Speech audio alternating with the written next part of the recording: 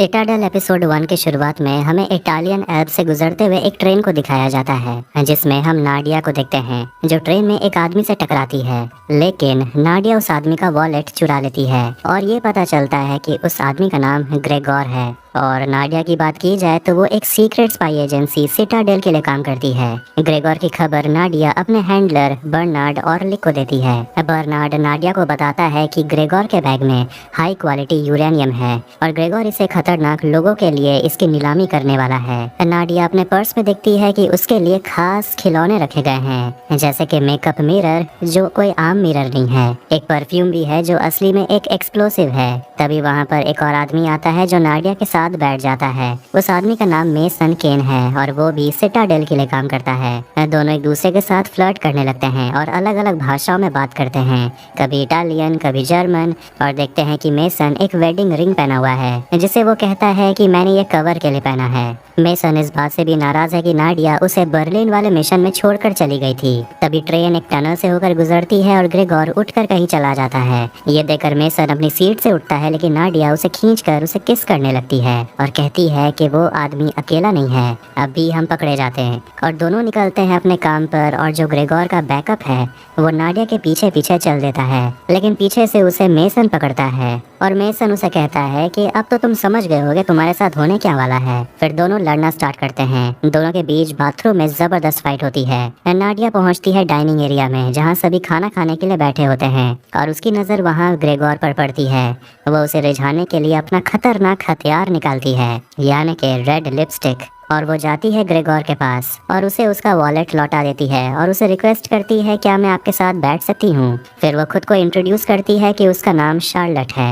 Gregor उसे देखकर कहता है आपकी लिपस्टिक तो बहुत ही अच्छी है और वो कहती है तभी तो मैं लगाई हूँ। थोड़ी देर हंसी मजाक के बाद नाडिया उस पर बंदूक तानती है और उसे यूरेनियम के बारे में पूछती है। ग्रेगोर उसे पूछता है कि तुम किसके लिए काम करती हो, CIA MI6 किसके लिए, जिस पर वो कहती है अरे ये लोग तो छोटे लोग हैं। ये सुनकर वो समझ जाता है कि नाडिया सिटाडेल से है। तो वहीं बाथरूम में अभी भी दोनों लड़ रहे होते हैं। इसके बाद ग्रेगोर कुछ ऐसा कहता है जो नाडिया को उम्मीद नहीं थी। वो नाडिया का असली नाम जानता है और कहता है कि तुम्हें गलत इन्फॉर्मेशन दी गई थी, मेरे पास कोई यूरेनियम नहीं है, मैं बस सिटाडेल को एक मैसेज पहुंचाने आया हूँ। वो अपना ब्रीफकेस खोलता है तो वहीं बाथरूम में मेसन उस आदमी का सिर खिड़की पर पटक पटक कर कांच तोड़ देता है और उसे बाहर फेंक देता है। फिर वो निकलता है डाइनिंग एरिया के लिए। ग्रेगोर नाडिया को दिखाता है बहुत सारे वीडियोस जिसमें वो सिटाडेल के सारे मेंबर्स को मार रहा होता है। नाडिया उसे पूछती है कि तुम हो कौन। फिर ग्रेगोर अपने हाथ पर बने एक मार्क दिखाता है। इसका मतलब ये है कि वो एक स्पाई एजेंसी मॉन्टीकोर के लिए काम करता है। वहाँ मॉन्टीकोर के और भी बहुत सारे एजेंट्स होते हैं जो सिविलियंस को मार देते हैं और नाडिया को गन पॉइंट पर पकड़ लेते हैं। तभी ग्रेगोर उसे बताता है कि उसकी ऑर्गेनाइजेशन सिटाडेल को मिटाने की कोशिश में लगी हुई है और वो अपना बंदूक निकालता है नाडिया को मारने के लिए। तभी वहाँ मेसन आता है और सभी पर गोली मारने लगता है और नाडिया ग्रेगोर का बंदूक लेकर उसे मार देती है। फिर उन लोगों के बीच एक जबरदस्त गन फाइट शुरू होती है और आखिर में नाडिया और मेसन उन लोगों को मार देते हैं। नाडिया मेसन को बताती है कि वो जो भी है वो सिटाडेल को मिटाना चाहता है और हमें फंसाया गया है। फिर वो दोनों ही एक दूसरे से कहते हैं कि मैंने तुमसे झूठ बोला। तभी बर्नार्ड से वो कांटेक्ट करने की कोशिश करते हैं ताकि दोनों को यहाँ से निकाला जाए, लेकिन तभी उनकी नजर जाती है ग्रेगोर पर जो अभी भी जिंदा है और उसके पास एक बॉम्ब है और वो कहता है कि तुम दोनों मॉन्टीकोर से कभी नहीं बच पाओगे और वो ब्लास्ट करता है जिससे वो पूरा कंपार्टमेंट ट्रेन से अलग होकर नीचे गिर जाता है। अब कहानी जाती है इटली के बेलाजियो शहर में और हम हॉस्पिटल में मेसन को देखते हैं जिसे ICU में होश आता है। वो बिस्तर से बंधा हुआ है। फिर एक डॉक्टर आकर उसे बताता है कि पैसेंजर ट्रेन में धमाका हुआ था और तुम नदी के किनारे मिले थे। मेसन को उस हादसे के बारे में कुछ भी याद नहीं और वो तो अपना नाम भी याद नहीं कर पा रहा। डॉक्टर उसे कहते हैं कि तुम्हें रेट्रोग्रेड एमनेशिया हो गया है, यानी कि तुम्हारी याददाश्त चली गई है। फिर वो उसे उसका पासपोर्ट और उसका रिंग उसे दे देता है और डॉक्टर उसे बताते हैं कि तुम्हारा नाम काइल कॉनरॉय है और ये भी उसे कहता है कि अमेरिका में तुम्हारा कोई रिकॉर्ड नहीं मिला, ऐसा लगता है तुम्हारा कोई वजूद ही नहीं है। इसके बाद कहानी जाती है 8 साल के बाद और हम यूजीन ओरेगॉन में यानी कि अमेरिका में हम काइल को देखते हैं जो अपनी बीवी एबी और अपनी बेटी हेंड्रिक्स के साथ खुशी खुशी रह रहा होता है। और लॉस एंजलिस में हुए एक टेररिस्ट अटैक के न्यूज़ को देखकर काइल को अपने अतीत की कुछ यादें याद आने लगती हैं। हेंड्रिक्स फिर अपने स्कूल स्कूल के लिए चली जाती है और काइल यानी कि मेसन जाता है अपने थेरेपिस्ट डॉक्टर सीमंस के पास। और काइल बहुत कंफ्यूज्ड है कि उसके साथ हो क्या रहा है। वो जानना चाहता है कि उसके साथ पास्ट में हुआ क्या था, ऐसा क्या हुआ था और वो कौन है कि जब उसका एक्सीडेंट हुआ तो उसे कोई मिलने भी नहीं आया। और वो कहता है कि जब मेरी बेटी मुझसे मेरे बचपन के बारे में पूछती है कि मेरे मम्मी पापा कौन थे, मैं कहाँ रहता था, तो मैं कुछ भी नहीं बोल पाता। मुझे कुछ याद ही नहीं है। जब मुझे नदी से निकाला गया मेरी उंगली पर एक वेडिंग रिंग थी और कुछ महीनों से मेरे दिमाग में एक औरत की विजन आती है। उसे लगता है कि वो उस औरत को जानता है, वो उस औरत को ढूंढना चाहता है और तभी वो जान पाएगा कि आखिर वो कौन है। डॉक्टर सिमंस उसकी हालत को देखकर कहते हैं कि हर हफ्ते तुम मेरे पास आते हो और इस हालत के लिए मैं तुमसे पैसे नहीं ले सकता। सही यही होगा कि तुम डीएनए टेस्ट करवाओ और पता लगवाओ कि तुम्हारे रिश्तेदार कौन है। वर्जीनिया में हम डालिया आर्चर नाम की एक औरत को देखते हैं जो यूके की एम्बेसडर है और वो सीक्रेटली मॉन्टिकोर के लिए काम करती है। वहाँ सेक्रेटरी हैरोल्ड मिलने के लिए उसे आता है, जिससे वो पूछती है कि 8 साल पहले सिटाडेल खत्म हो गया था और उसके सारे सीक्रेट इन्फॉर्मेशन एक टंगस्टन केस में बंद करके दफन कर दिया गया। और उसमें बहुत कुछ हो सकता है, जैसे कि सीक्रेट लोकेशन, सिटाडेल एजेंट्स के नाम, यहाँ तक के न्यूक्लियर कोड्स भी। और वो कहती है हाल ही में CIA को पता चला है कि सिटाडेल का एक्स केस कहाँ है। सेक्रेटरी हैरोल्ड पूछता है कि आप तो यूके की एम्बेसडर हैं, आपको इस देश के बारे में सीक्रेट जानकर हासिल क्या होगा। जिस पर डालिया उसे कहती है कि इसकी बहुत बड़ी वजह है और वो हैरोल्ड के परिवार को मारने की धमकी देती है और कहती है मेरे लिए पता लगवाओ कि वो एक्स केस कहाँ है। अब स्विट्जरलैंड के ज्यूरिख शहर में हम डाविक नाम के एक आदमी को देखते हैं जो भी मॉन्टिकोर के लिए काम करता है। उसने बहुत सारे एजेंट्स को मारा है। उसे डालिया कॉल करती है और बताती है कि सिटाडेल का एक्स केस हमें मिल गया है। उस केस को मायामी के एक शिपिंग यार्ड में रखा गया है और तुम्हें उसको वहाँ से निकालना होगा। तुम्हें और तुम्हारे भाई को मिलकर ये काम करना होगा। और डेविड का जुड़वा भाई एंडर्स भी वहीं होता है, जो डालिया की बात सुनता है और कहता है काम हो जाएगा। शिकागो में हम बर्नार्ड ऑरलिक को देखते हैं जिसने 3 लोगों को पकड़ के रखा है। वो मॉन्टिकोर के लिए काम करते हैं और उसके साथ वो एक गेम खेलता है और 2 लोगों को मार देता है। आखिरी बचे एजेंट से बर्नार्ड को पता चलता है कि मॉन्टिकोर के साथ काम करने वाली डालिया सिटाडेल के एक्स केस को ढूंढ रही है, क्योंकि उस केस में न्यूक्लियर कोड्स हैं। काइल ने अपना डीएनए टेस्ट करवाया है और ये बर्नार्ड को पता चल जाता है और अब आखिरी बचे आदमी को भी वो मार देता है। काइल बाथरूम में अपने घाव को देख रहा होता है और याद करने की कोशिश करता है और तभी उसकी बीवी उसे आवाज देती है। जैसे ही दोनों रोमांटिक होने लगते हैं तभी उसे नाडिया की विजन आती है। एबी उसे पूछती है कि क्या हो गया। तभी दूसरे कमरे से उसकी बेटी हेंड्रिक्स आवाज देती है। दोनों उसके कमरे में जाते हैं और हेंड्रिक्स बहुत डरी हुई है क्योंकि उसने बुरा सपना देखा है। काइल अपनी बेटी को भरोसा दिलाता है कि वो उसे कुछ भी नहीं होने देगा। हेंड्रिक्स अपने पापा से पूछती है कि आपके पापा भी क्या आपसे यही कहते थे। काइल कहता है मुझे याद नहीं है। सोते वक्त भी काइल को नाडिया के विजन्स आ रहे होते हैं। फिर वो अपने शेड में जाता है, एक बॉक्स को खोलता है और उसमें उसे उसका पासपोर्ट, एक लाइटर और उसका वेडिंग रिंग मिलता है। एबी उसे कॉल करके कहती है लगता है घर में कोई घुस आया है। काइल दौड़ते हुए घर की तरफ भागता है और दरवाजे का कांच टूटा हुआ होता है। वो घर के फ्रंट डोर के पास आता है जहाँ उसे बर्नार्ड मिलता है। वो काइल और उसकी बीवी बच्चों का नाम जानता है और कहता है जल्दी से गाड़ी में बैठने के लिए। और जैसे ही तीनों गाड़ी में बैठते हैं एक गैस निकलता है जिससे तीनों बेहोश हो जाते हैं और उन तीनों को लेकर बर्नार्ड वहाँ से चला जाता है। अब हम मायामी में CIA के ब्लैक साइट को देखते हैं। ये एक शिपिंग यार्ड है जहाँ सिटाडेल का सबसे कीमती केस रखा हुआ है। डाविक और एंडर्स और मॉन्टिकोर के कुछ एजेंट्स वहाँ आकर उस केस को ढूंढ लेते हैं। एक न्यूज चैनल के कुछ रिपोर्टर्स डालिया का इंटरव्यू लेने के लिए आते हैं, जो सवाल पूछते हैं क्या आप में इतनी ताकत है कि आप दुनिया के सबसे पावरफुल कंट्री को चैलेंज कर पाएं। जिस पर वो कहती है बिल्कुल। लेकिन वो रिपोर्टर जिसका नाम मार्जोरी है वो पूछती है कि ग्रेट ब्रिटेन और कुछ लोग मिलकर दूसरे देशों पर कब्जा कर रहे हैं और कुछ ताकतवर दल बना रहे हैं जिसे कुछ करप्ट पॉलिटिशियन और बिजनेसमैन चला रहे हैं। इस बात से डालिया साफ इनकार करती है और कहती है ग्रेट ब्रिटेन नहीं तो कई युद्ध को होने से रोका है, हमारे ही वजह से पूरी दुनिया में शांति छाई हुई है। जिस पर रिपोर्टर मार्जोरी कहती है लगता है आप दूसरी ही दुनिया से हैं। डालिया कहती है कि अगर हमें ऐसा लगेगा कि हमें दूसरे देश से खतरा है तो हम जरूर लड़ेंगे, चाहे वो दूसरे देश की सरकार हो या कोई ऐसी रिपोर्टर हो जो गलत इन्फॉर्मेशन लेकर अपने दुश्मन देश की साथ दे रही हो। इंटरव्यू होने के बाद मार्जोरी डालिया से कहती है क्या आप ये बोलने की कोशिश कर रही हैं कि मैं रशिया का सपोर्ट करती हूँ। जिस पर डालिया कहती है मैंने तो रशिया का नाम लिया भी नहीं। डालिया की असिस्टेंट बताती है कि डाविक और उसके लोगों को सिटाडेल का एक्स फाइल मिल गया है और वो केस को डिकोड करने के लिए न्यूयॉर्क जा रहे हैं। बर्नार्ड काइल और उसके परिवार को लेकर अपने अड्डे पर आता है और मिलाता है अपनी एक्स वाइफ जो प्रेजेंट में रहती है अपनी वाइफ सेंड्रा के साथ। बर्नार्ड काइल और एबी से कहता है कि तुम्हारी बेटी सेफ है, शुक्र करो कि मॉन्टिकोर के आने से पहले मैं वहाँ पहुँच गया। बर्नार्ड उसे कहता है कि मैं तुम्हारी मदद करूंगा पता लगाने में कि 8 साल पहले काइल के साथ क्या हुआ था। वो काइल से पूछता है तुम जानना चाहते हो ना कि तुम हो कौन? जवाब तुम्हें यहाँ मिलेगा।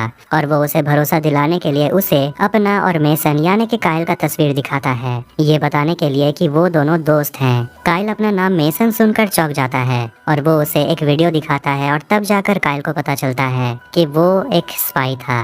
और तब जाकर उसे समझ आता है कि उसे अपने बारे में कोई इन्फॉर्मेशन क्यों नहीं मिला, क्योंकि काइल कॉनरॉय नाम का कोई है ही नहीं। बर्नार्ड से पूछता है कि मैं किसके लिए काम करता था। CIA स्पेशल फोर्स, जिस पर बर्नार्ड बताता है कि तुम ऐसे एजेंसी के लिए काम करते थे जिसका कोई वजूद ही नहीं था, तुम सिटाडेल के लिए काम करते थे। बर्नार्ड बताता है कि सिटाडेल के आने से पहले स्पाई एजेंसी के बीच जंग शुरू हो गई थी।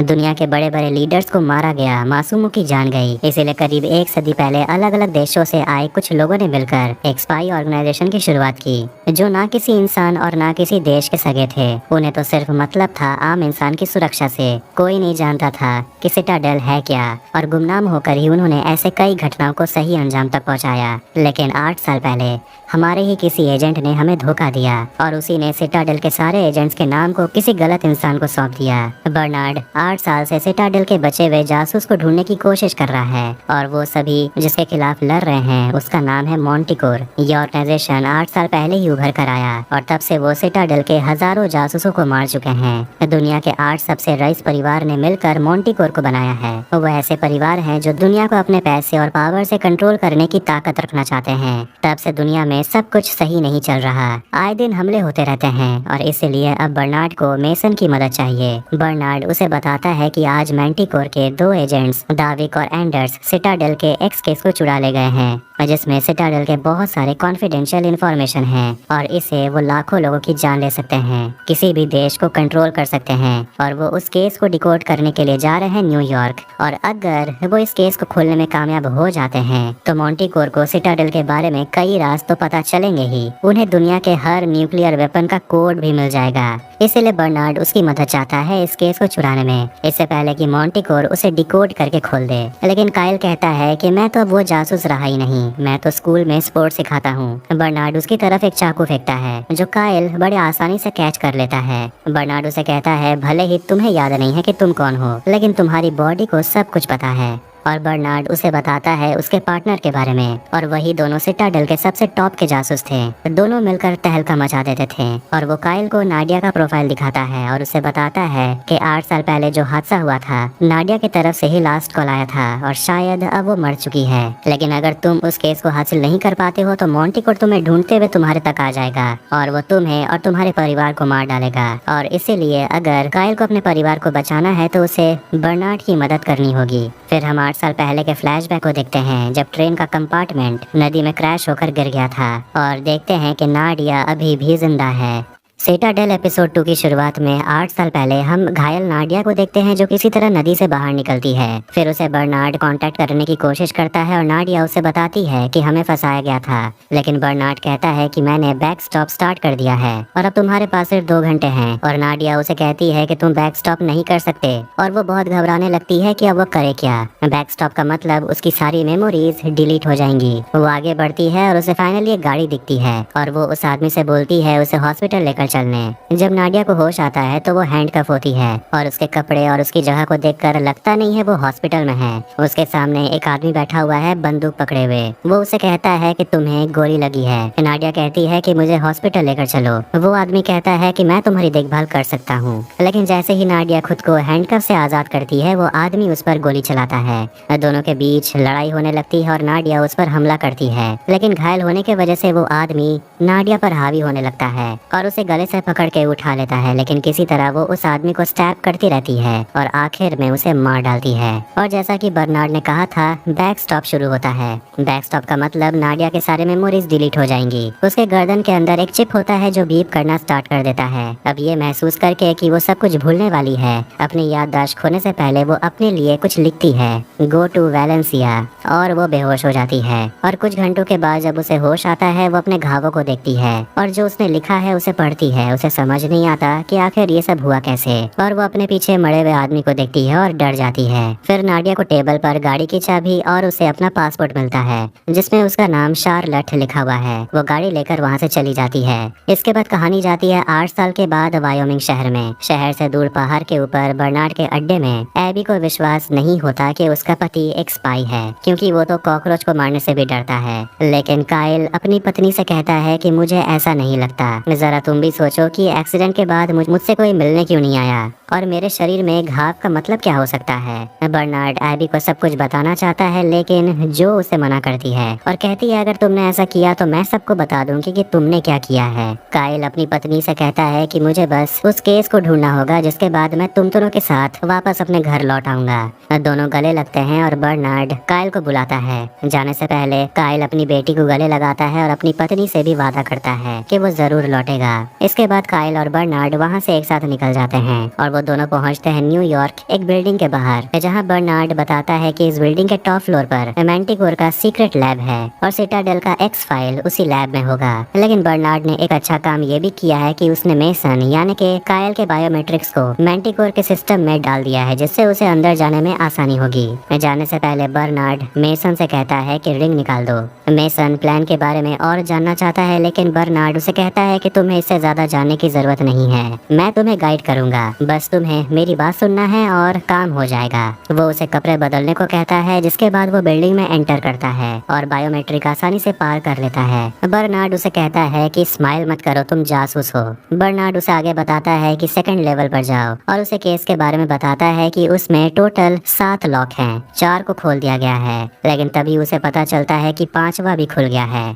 और जब मेसन को लग रहा होता है कि ये तो बहुत आसान है, तभी बर्नार्ड उसे कहता है कि ज्यादा खुश मत हो, तुम्हारे पीछे एक आदमी पड़ा हुआ है। इसलिए बर्नार्ड मेसन को कहता है लैब के उल्टी तरफ जाओ। बर्नार्ड अपने स्क्रीन पर डाविक और एंडर्स को देखता है बात करते हुए, और फिर रास्ता साफ देखकर वो मेसन से कहता है अंदर जाकर केस उठाकर जल्दी निकलो। और तभी उसके गाड़ी के सामने एक गार्ड आ जाता है जो उसे कहता है गाड़ी यहाँ से हटाने के लिए, लेकिन वो बस थोड़ी देर कहकर वही रुका हुआ रहता है और मेसन को गाइड करते रहता है। तभी मेसन पर एक आदमी हमला करता है। फिर मेसन उसे मारकर किसी तरह एक्स केस को लेकर वहाँ से निकलता है और बर्नार्ड की गाड़ी में बैठकर दोनों वहाँ से निकल जाते हैं। अब हम यूके की एम्बेसडर डालिया को देखते हैं जो बेलग्रेड में हुए हमले के बारे में न्यूज देख रही होती है। तभी डाविक कॉल करके डालिया को बताता है कि केस चोरी हो गया है और वो फिलहाल उस केस का पीछा कर रहे हैं, जिस पर डालिया उसे कहती है कि मैं सिर्फ एक ब्रोकर हूँ और जब तक उन्हें केस नहीं मिल जाता तब तक डालिया खतरे में रहेगी। और वो यही सोचती है कि आखिर CIA ने उनके लैब से ये केस चुरा कैसे लिया। तब डाविक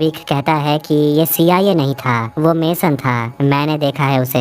ये सुनकर डालिया को विश्वास नहीं होता, वो सोच रही थी कि वो मर गया होगा और वो कहती है कि मुझे केस के साथ मेसन भी चाहिए। मेसन अपनी गाड़ी में उस केस को खोलता है और कहता है एजेंट्स को ढूंढने के लिए, और अगर सिटाडेल के कोई भी एजेंट्स अगर जिंदा होंगे तो इस केस से उन्हें ढूंढा जा सकता है। अब काम होने के बाद मेसन जल्दी से अपने परिवार के पास वापस जाना चाहता है, लेकिन मैंटिकोर के लोग उनका पीछा कर रहे होते हैं। इसलिए बर्नार्ड कहता है कि हम वापस नहीं जा रहे हैं, क्योंकि वो लोग तुम्हें पहचान चुके हैं और मैंटिकोर अब तुम्हारे पीछे आएंगे तुम्हें किसी भी तरह खत्म करने के लिए, और इसीलिए हम वापस नहीं जा सकते, नहीं तो तुम्हारे परिवार को खतरा हो सकता है। और बर्नार्ड के हिसाब से ये केस चुराना तो कुछ भी नहीं है, मैंटिकोर बहुत बड़ा कुछ प्लान कर रहे हैं। और मेसन उसे पूछता है कि तुम्हारा प्लान क्या है, तो बर्नार्ड कहता है फिलहाल कोई प्लान नहीं है। और वो मेसन से कहता है कि अगर तुम्हें अपनी यादें वापस चाहिए तो वो तुम्हें इस केस से ही मिलेगा। तुम्हारी गर्दन के अंदर एक चिप है और तुम्हारी यादें उसमें स्टोर रहती हैं, जिसे सिटाडेल के सर्वर में अपलोड कर दिया जाता है। और उसे एक वायल देखने को बोलता है जिसमें उसका नाम लिखा हुआ है, जिसमें उसकी यादें हैं। आखिरकार मैंटिकोर रास्ते में उनकी गाड़ी को ढूंढ लेते हैं। मेसन से कहता है कि तुम्हें बस इसे अपने गले में इंजेक्ट करना है और तुम काइल से मेसन बन जाओगे।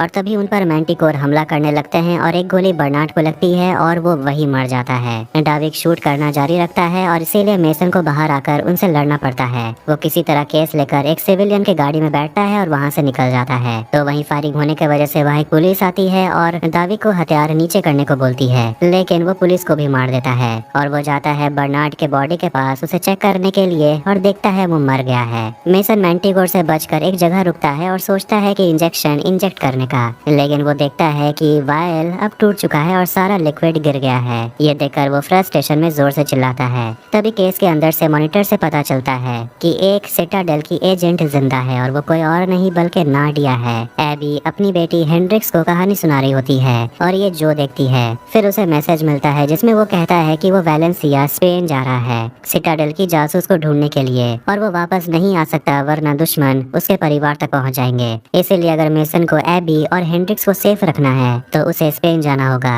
अब हम मेसन को वैलेंसिया स्पेन में देखते हैं जहाँ लोग एक फेस्टिवल सेलिब्रेट कर रहे होते हैं। वो एक रेस्टोरेंट में पहुँचता है और वो नाडिया से टकराता है और मेसन देखता है ये तो वही उसकी विजन वाली औरत है और वो नाडिया से कहता है तुम्हारा नाम नाडिया है, जिस पर वो औरत कहती है कि मैं आपको जानती नहीं, शायद आपको कोई गलतफहमी हुई है। फिर वो 8 साल पहले इटली में जो हुआ उसके बारे में बोलने लगता है। वो मेसन को लेकर पीछे किचन में जाती है और बताती है कि जब उसे होश आया तो पहले से एक आदमी उसके पास मरा हुआ था और मैंने उसे नहीं मारा। मेसन को समझ नहीं आता कि आखिर वो बोल क्या रही है और उसे कहता है मैं पुलिस नहीं हूँ, जिस पर नाडिया से पूछती है तो तुम हो कौन? मेसन कहता है मैं एक जासूस हूँ, मेरा नाम मेसन है। ये सुनकर नाडिया घबराने लगती है और कहती है कि तुम मेरे रास्ते से हट जाओ, लेकिन मेसन उसे याद दिलाने लगता है सिटाडेल के बारे में, एक्स केस के बारे में। वो बर्नार्ड का नाम लेता है लेकिन नाडिया कुछ भी सुनने को तैयार नहीं है, इसलिए उसे याद दिलाने के लिए वो उस पर चाकू फेंकता है ये सोचकर कि वो कैच कर लेगी, लेकिन वो नहीं करती और वो खुद को बचाने के लिए चाकू उठा लेती है और कहती है मेरे नजदीक मत आना। लेकिन मेसन उसके नजदीक जाता है और उसके चेहरे को स्कैन करके केस को खोलता है और अंदर स्क्रीन पर वो नाडिया का तस्वीर उसे दिखाता है, जिसे देखकर नाडिया को यकीन नहीं होता कि वो एक स्पाई थी। डाविक मेसन को फॉलो करते हुए रेस्टोरेंट तक पहुंच जाता है तो वहीं किचन में मेसन नाडिया से कहता है कि जिस इंजेक्शन में तुम्हारा नाम लिखा हुआ है उसे अपने गर्दन पर इंजेक्ट करो, तुम्हें सब कुछ याद आ जाएगा। और वो नाडिया से पूछता है कि तुम्हें कभी ऐसा नहीं लगा कि तुम्हें यहाँ नहीं कहीं और होना चाहिए, तुम मुझे नहीं पहचानती? तभी उन पर फायरिंग होने लगती है और मैंटिकोर का एक आदमी आता है केस लेने के लिए, लेकिन नाडिया एक पैन से उस पर हमला करती है और उसे मार देती है और कहती है कि मैंने तुम्हें देखा है सपने में। फिर दोनों एक साथ निकलते हैं लेकिन दाविक उन पर हमला करता है, लेकिन नाडिया पीछे से उस पर पेट पर चाकू दे मारती है। उसे सिर पर मारना चाहिए था, लेकिन फिर नाडिया को दाविक मारने लगता है और दाविक नाडिया को मारते हुए कहता है कि तुम मर जाओगी तो मुझे कोई फर्क नहीं पड़ेगा, लेकिन तुम लड़ क्यों नहीं रही हो? तुम लड़ना भूल गई हो क्या? और वो उसे उठाकर पटकते रहता है। फिर वो मेसन को मारने लगता है तो वही नाडिया को उसके नाम वाला इंजेक्शन फर्श पर पड़ा हुआ मिलता है और उस इंजेक्शन को खुद में इंजेक्ट करने के बाद वो जाती है दाविक के पास और उसे जमकर पीटती है। उसे बेहोश करने के बाद वो मेसन की मदद करती है उठने में और उसे कहती है कि मुझे सब कुछ याद आ गया है, लेकिन कुछ तो है जो नाडिया चाहती है कि मेसन को पता ना चले। और पुलिस के सायरन को सुनकर दोनों बाहर निकल जाते हैं। फिर डाविक डालिया को कॉल करता है और उसे बताता है कि उसे और टाइम चाहिए क्योंकि मेसन के साथ नाडिया भी थी। ये सुनकर डालिया को शौक लगता है कि ये कैसे हो रहा है, मुर्दे लोग लौट कैसे रहे हैं। और वो दाविक को थैंक यू कहती है एक तोहफा लौटाने के लिए, जो कहती है मुझे बहुत अच्छा लगा और जल्द से जल्द मेसन और उसके साथ एक्स केस को लौटाने को कहती है। फिर हम देखते हैं कि वो तोहफा कुछ और नहीं बल्कि बर्नार्ड है जो जिंदा है और डालिया अब बर्नार्ड से सिटाडेल के सारे राज उगलवाने वाली है। सिटाडेल एपिसोड 3 की शुरुआत में हम बर्नार्ड को देखते हैं जिसे डालिया के लोग यानी कि मैंटिकोर बहुत टॉर्चर कर रहे होते हैं। कसेरे स्पेन में हम देखते हैं नाडिया और मेसन को जो पहुंचते हैं सिटाडेल के सेफ हाउस में और नाडिया उसे बता रही होती है कि सिटाडेल के एक्स केस में डाविक ने ट्रैकर लगा दिया था, लेकिन नाडिया ने उसे डिसेबल कर दिया है। दोनों घायल होकर सेफ हाउस पहुंचते हैं और मेसन को अभी भी सब कुछ साफ साफ याद नहीं है। वो नाडिया से पूछता है क्या हम पहले यहाँ कभी आ चुके हैं, जिस पर नाडिया कहती है 1-2 बार। मेसन उसे पूछता है क्या हम दोनों के बीच कुछ था, क्या मैं तुम पर भरोसा कर सकता हूँ, जिस पर वो उसे कहती है हम दोनों के बीच कुछ खास नहीं था और हाँ तुम मुझ पर भरोसा कर सकते हो। इसके बाद दोनों घर में जाते हैं और नाडिया मेसन के कंधे से बुलेट निकालती है। नाडिया मेसन से पूछती है उसकी बीवी के बारे में, जिस पर वो बताता है उसका नाम एबी है और 8 साल पहले ही उसने शादी कर ली, जिस पर वो मजाक करते हुए मेसन से कहती है कि तुमने तो टाइम ही वेस्ट नहीं किया। मेसन उसे अपनी बेटी का नाम बता देता है कि उसका नाम हेंड्रिक्स है। मेसन नाडिया से पूछता है कि मेसन कैसा इंसान था, तुम्हें तो सब कुछ पता होगा, अब मुझे बताओ उसके बारे में। जिस पर नाडिया कहती है कि मुझे उसके बारे में ज्यादा कुछ नहीं पता, हम ज्यादा करीब नहीं थे। मेसन उसे कहता है कि मुझे तुम्हारे चेहरे के सिवा कुछ और याद है ही नहीं, पर उसे लगता है कि उसके और नाडिया के बीच कुछ तो था। वो जवाब चाहता है लेकिन नाडिया उसके सवालों को टालते रहती है और कहती है हम दोनों के बीच जरूर कुछ तो था, लेकिन वो एक पल में ही खत्म हो गया। अब कहानी जाती है 10 साल पहले यूटा में और ये समय है तब का जब सिटाडेल का खात्मा नहीं हुआ था। मेसन पहुंचता है सिटाडेल के हेडक्वार्टर में जहां वो बर्नार्ड से मिलता है और उसे पूछता है कि हम यहाँ क्यों मिल रहे हैं, जिस पर बर्नार्ड उसे बताता है कि तुम्हें ग्रेस आकर सब कुछ समझा देगी, लेकिन मेसन को जानने की जल्दी है, जिस पर बर्नार्ड बर्नार्ड उसे कह देता है कि हसन नाम का एक आदमी है जिसने नया वायरस बनाया है जिसे वो कुछ दिनों में ही यूएस में फैलाने वाला है। वायरस इबोला से भी खतरनाक है। फिर वहाँ ग्रेस आती है, लेकिन स्टार्ट करने से पहले ही मेसन सब कुछ कह देता है और ये भी कहता है कि तुम 5 मिनट लेट हो। खैर, अब ग्रेस आगे बताती है कि सोर्सेस से पता चला है कि वायरस को एक एडवांस रिसर्च फैसिलिटी में रखा गया है, वो भी एल्बोर्स माउंटेन में। और सिटाडेल का एक खास जासूस है जो हसन का दोस्त बनने की कोशिश कर रहा है ताकि वो किसी तरह वायरस को फैलने में रोक सके। और मुश्किल काम उस रिसर्च फैसिलिटी में घुसना नहीं बल्कि वहाँ से निकलना है, क्योंकि सिक्योरिटी बहुत ही टाइट है, वहाँ कैमरास हैं और मिसाइल्स भी। और अब सब कुछ मेसन के ऊपर है कि वो जाकर किसी तरह उस वायरस को वहाँ से निकाल ले। और इस मिशन में नया जासूस मेसन की मदद करेगा। अब कहानी जाती है 24 घंटे के बाद। ईरान के एल्बोर्स माउंटेन को दिखाया जाता है जहाँ एक रिसर्च फैसिलिटी होता है। अंदर एक जोरदार ब्लास्ट होता है और वहाँ से निकलता है मेसन वायरस को लेकर। लेकिन वहाँ से भागना इतना आसान होने नहीं वाला, क्योंकि मेसन के पीछे 2 पैराट्रूपर्स होते हैं जो उस पर फायरिंग करते हैं। सिटाडेल का एजेंट कार्टर उसे गाइड करते रहता है, जिसकी मदद से मेसन उन 2 पैराट्रूपर्स को मार देता है। फिर वहाँ और भी हमलावर आ जाते हैं और एक मिसाइल भी वहाँ आकर गिरता है और मेसन का कांटेक्ट टूट जाता है कुछ देर के लिए। जैसे ही मेसन को होश आता है वो देखता है कि दुश्मनों ने उसे घेर लिया है। ये देखकर वो नीचे कूद जाता है जहाँ एक पैराट्रूपर लटका हुआ था और उसके फटे हुए पैराशूट की मदद से वो किसी तरह नीचे लैंड करता है। और ड्यूक जो उसे रेस्क्यू करने के लिए वहाँ पहुँचा है, मेसन उसे कहता है कि वो वहाँ से निकलने वाला है और बताता है पहाड़ियों में मिलने के लिए। और मेसन वहाँ से निकलता है अपना स्की बूट्स को एक्टिवेट करने के बाद, और 2 लोग उसका पीछा करते हैं जो मेसन पर फायरिंग करते हैं, पर ड्यूक उन्हें मार गिराता है और सामने मिट्टी होने की वजह से मेसन स्की नहीं कर पाता और गिर जाता है। फिर वहाँ दुश्मन के लोग पहुँच जाते हैं और उनके बीच नाडिया होती है और कार्टर मेसन को बताता है यही है हमारी नई एजेंट जो हसन के साथ काम कर रही है सीक्रेटली। नाडिया मेसन को गन पॉइंट पर पकड़ लेती है और फिर अपने ही लोगों पर हमला करने लगती है। मेसन भी उसका साथ देता है, लेकिन कार्टर मेसन से कहता है कि तुम्हारी हालत फिलहाल बहुत खराब है, इंटरनल ब्लीडिंग हो रही है, तुम्हारे फेफड़े में खून भर गया है, ऑक्सीजन लेवल्स कम है। उन सभी को मारने के बाद कार्टर नाडिया से कहता है 3 किलोमीटर दूर तुम्हारा एक्सट्रैक्शन पॉइंट है, फटाफट वहाँ पहुँचने की कोशिश करो। और नाडिया मेसन को लेकर वहाँ से निकलती है जहाँ एक हेलीकॉप्टर उनका इंतजार कर रहा होता है। और जैसे ही दुश्मन के लोग वहाँ पहुँचते हैं, दोनों वहाँ से निकलने में कामयाब होते हैं। अब सिटाडेल के हेडक्वार्टर में दोनों एक दूसरे से मिलते हैं और एक दूसरे को इंट्रोड्यूस करते हैं। और नाडिया सिटाडेल में नहीं है, इसीलिए मेसन उसकी टांग खींचने लगता है, लेकिन नाडिया भी उसे सही जवाब देती है और वो अपने बारे में बताती है कि वो किसी देश के सीक्रेट एजेंसी से नहीं है। उसकी माँ सिटाडेल के लिए काम करती थी और इसीलिए वो भी सिटाडेल के लिए काम करने लगी है। और शुरू से ही दोनों एक दूसरे से अट्रैक्टेड होने लगते हैं। फिर हम उन दोनों को पेरिस में देखते हैं जहाँ वो दोनों इंटीमेट होने लगते हैं। दोनों एक दूसरे से पूछते हैं क्या मैं तुम पर भरोसा कर सकता हूँ, जिस पर दोनों ही हाँ कहते हैं।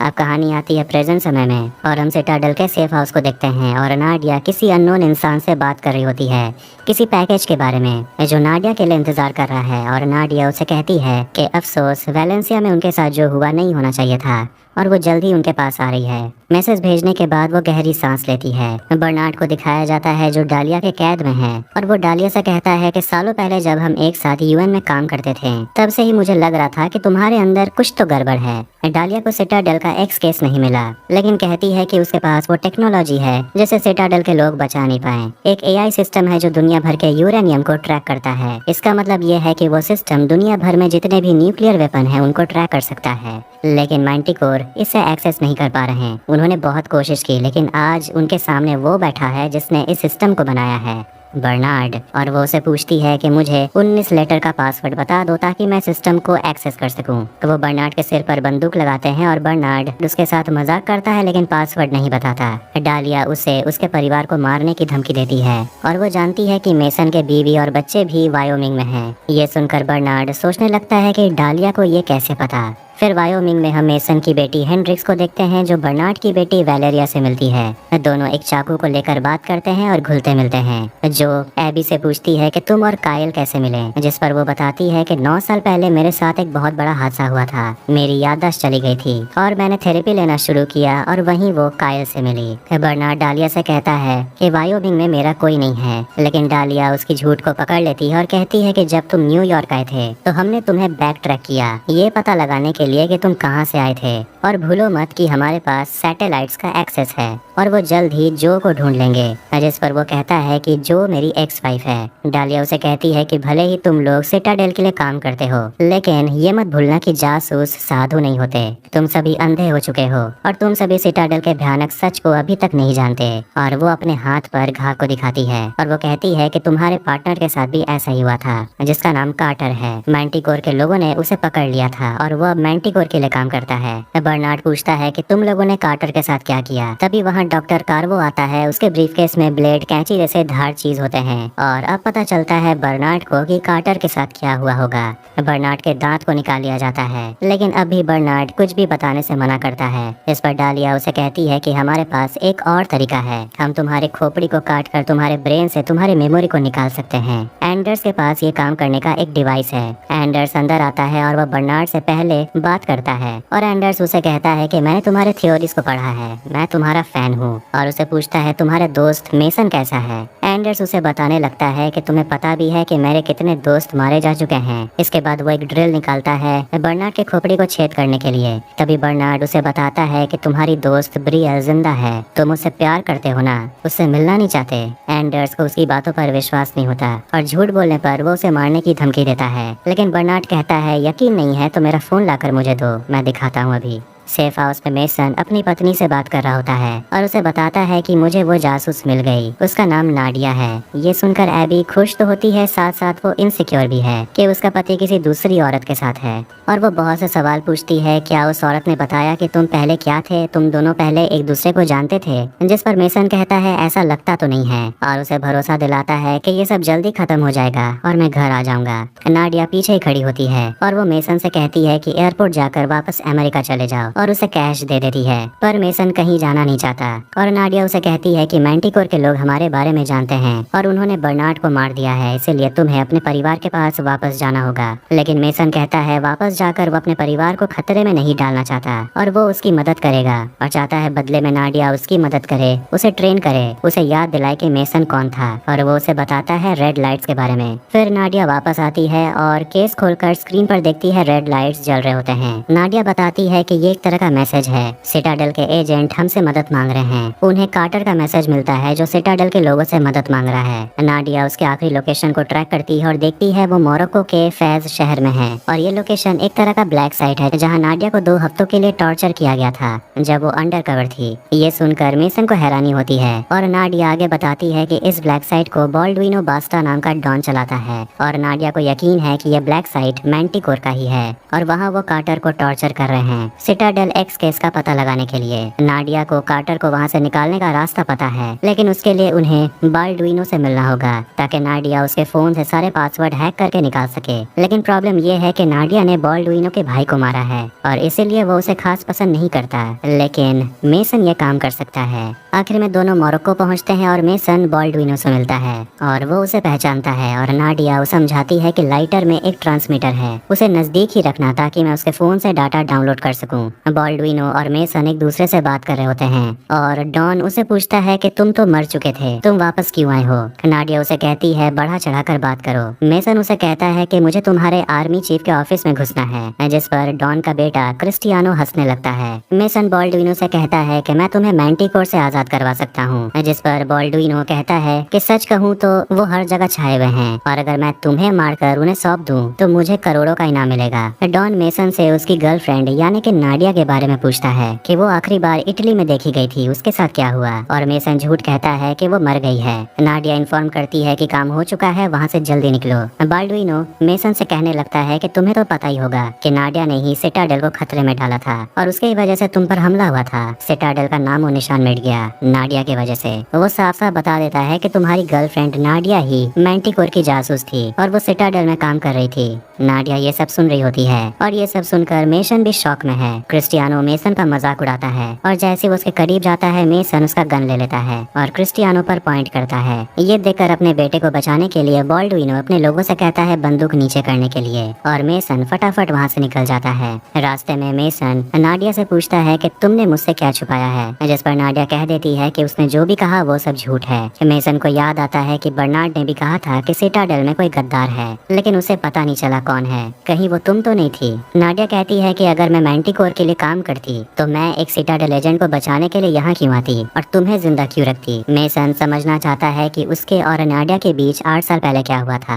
लेकिन नाडिया इस पर कुछ नहीं कहती। वो बस इतना ही बोलती है कि फिलहाल के लिए मैंटिकोर हम दोनों को ढूंढ रहे हैं, या तो तुम मेरा साथ दे सकते हो या फिर तुम भाड़ में जाओ। एंडर्स अगली सुबह बर्नार्ड को उसका फोन दे देता है और बर्नार्ड उसे एबी की तस्वीर दिखाता है और उसे पूछता है यही तुम्हारी गर्लफ्रेंड ब्रियल है। एंडर्स को ये देखकर विश्वास नहीं होता। बर्नार्ड आगे बताता है कि इसका नाम एबी है और वो फिलहाल मेसन की पत्नी है, चाहो तो मैं तुम्हें उसे मिलवा सकता हूँ। ये सब सुनकर एंडर्स हक्का बक्का रह जाता है। बर्नार्ड उसे कहता है कि तुम्हें सच जाना है तो तुम्हें मुझे यहाँ से निकालना होगा, क्योंकि तुम्हें अब तक जो कुछ भी पता है वो सब झूठ है। सिटाडेल एपिसोड 4 की शुरुआत में नाडिया और मेसन मोरक्को के मैंटिकोर ब्लैक साइट पर जाते हैं अपने एजेंट कार्टर को बचाने के लिए।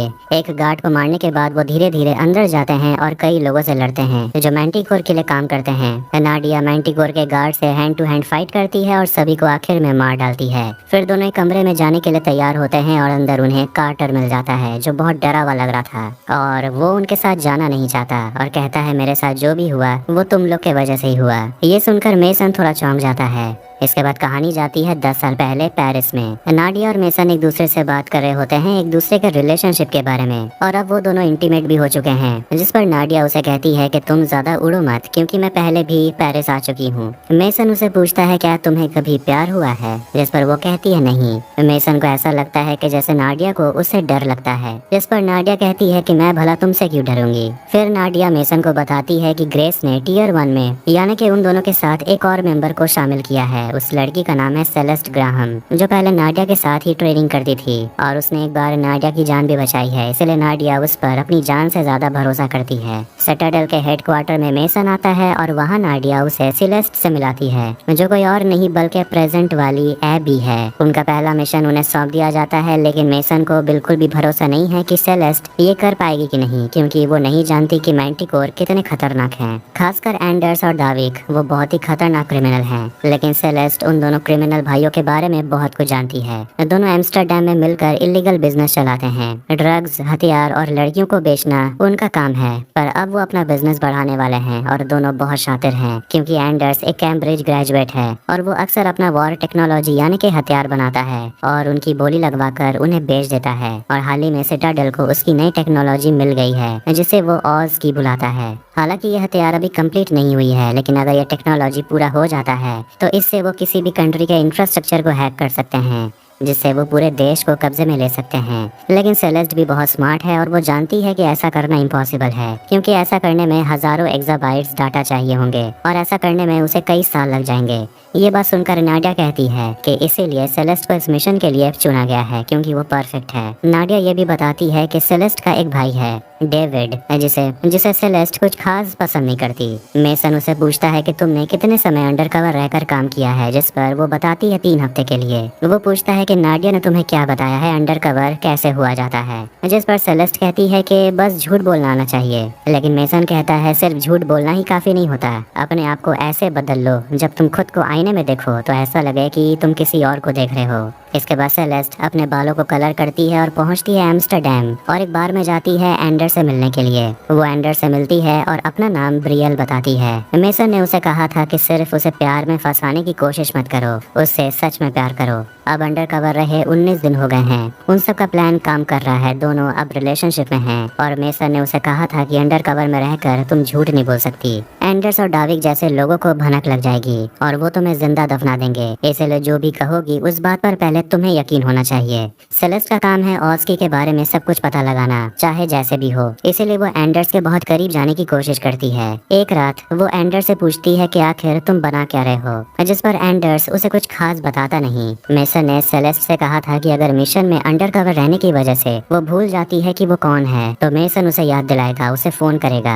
नाडिया और मेसन लंदन पहुंचते हैं जहां दोनों इंटीमेट होने लगते हैं और अब मेसन टेंशन में आने लगता है क्योंकि सेलेस्ट फोन नहीं उठा रही। 132 दिन हो चुके हैं और कई दिनों से वो फोन नहीं उठा रही, इसलिए मेसन जाकर देखना चाहता है, लेकिन नाडिया कहती है कि वहाँ जाना खतरनाक होगा और वैसे भी कोई ना कोई रीजन तो जरूर होगा, वो खुद को संभाल लेगी। मेसन कहता है कि कार्टर ने बताया कि कुछ तो गड़बड़ी हुई है, इसीलिए मुझे टेंशन हो रही है। और वो बताता है कि सेलेस्ट का भाई डेविड के बारे में, जिसे जुए खेलने की लत है और उस पर लाखों की उधारी है, और हो सकता है कि सेलेस्ट अपने जुड़वा भाई को बचाने के लिए सिटाडेल को ऑज की ना देकर उसे बेच देगी अपने फायदे के लिए, ताकि उस पैसों से वो अपनी भाई की जान बचा पाए। नाडिया कहती है कि तुम ज्यादा ही कुछ सोच रहे हो, ऐसा कुछ नहीं होने वाला। लेकिन मेसन को इस बात की चिंता है कि अब एंडर्स अपने टेक्नोलॉजी को रेडी करने वाला है क्योंकि उसे एक बायर मिल गया है। सेलेस्ट खुद को आईने में देखती है, जिसके बाद वो एंडर्स के लैब में चली जाती है और ऑस्की को एक नकली डिवाइस से रिप्लेस कर देती है और असली वाला अपने पास रख लेती है। लेकिन डाविक उसे देख लेता है और उसे मारता है और उसे कहता है कि एंडर्स अब तुम्हें बहुत मिस करेगा क्योंकि अब उसे वो मारने वाला है। इसके बाद दोनों में फाइट शुरू हो जाती है और उस बिल्डिंग में सिटाडेल की एक टीम एंटर करती है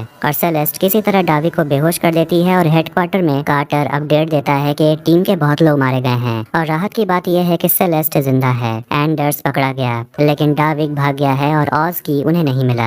ये सुनकर मेसन बहुत गुस्सा होता है। फिर उसे एक मैसेज आता है जिसमें लिखा हुआ था कि उसे केस मिल गया है और मेसन उसे रिप्लाई करता है कि इसके बारे में किसी को पता नहीं चलनी चाहिए। अब पूरी टीम आखिरकार सिटाडेल हेडक्वार्टर पहुंचती है और मेडिकल टीम को तैयार किया जाता है। ग्रेस मेसन से कहती है कि पता लगाओ डाविज और वो ऑस्की कहाँ है, और जब नाडिया कहती है कि वो भी इंट्रोगेशन के लिए जाना चाहती है तो मेसन उसे मना कर देता है और वो अंदर जाता है सेलेस्ट को इंट्रोगेट करने के लिए। नाडिया और ग्रेस उन दोनों को बाहर से देखते हैं और मेसन सेलेस्ट का हाथ खोल देता है और उसे पूछता है कि ऑस्की कहाँ है, जिस पर वो कहती है कि वो मेरे बैग में ही था, अब मुझे पता नहीं वो कहाँ है। लेकिन उसके बैग में नकली ऑस्की होता है और मेसन उसे पूछता है कि वहाँ हुआ क्या था। सेलेस्ट अपनी दोस्त नाडिया से कहती है कि तुम्हें भी क्या यही लगता है कि मैंने उस मशीन को चुराया है अपने फायदे के लिए, और कहती है कि मैं यहाँ नहीं आती तो अच्छा होता। वो मेसन से कहती है कि मैं सब कुछ सही कर रही थी लेकिन मेरे वहाँ से निकलने से पहले ही तुमने अपनी टीम को वहाँ भेज दिया। मेसन उसे पूछता है डाविक कहाँ है और वो बताती है कि मैंने उसे वहीं बांध दिया था, लेकिन मेसन उसे बताता है कि वहाँ उन्हें कोई भी नहीं मिला। जिसके बाद मेसन डेविड के बारे में बात करता है,